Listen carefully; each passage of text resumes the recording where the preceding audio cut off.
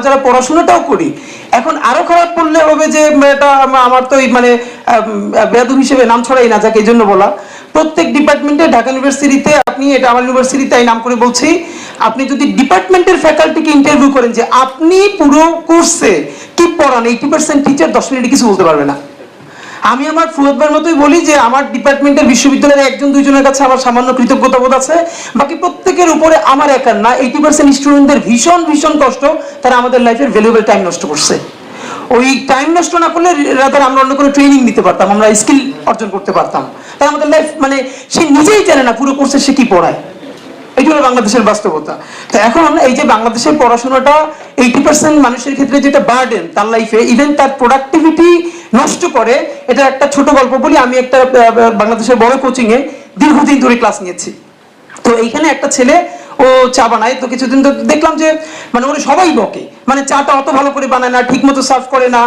তাই এরপর আমি একদিন ওর বুঝবার চেষ্টা করলাম, জিজ্ঞেস করলাম যে তোমার যে সবাই বকে তুমিও ঠিক মতো দাও না, মানে হিসাব হলো যে যেটা করবে, যে চা বানাবে ওটাই তো একই বানাবে।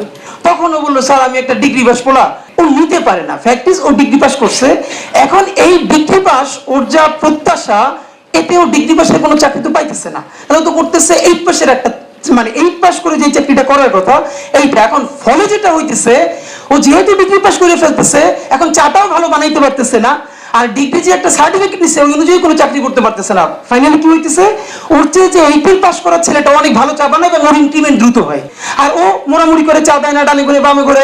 ও চিন্তা করে আমি একটু ভালো পড়াশোনা করলে তো আমিও তো জায়গায় মাস্টার হইতে পারতাম। এখন না হয়েছে মাস্টার, না হয়েছে ভালো টি মেকার।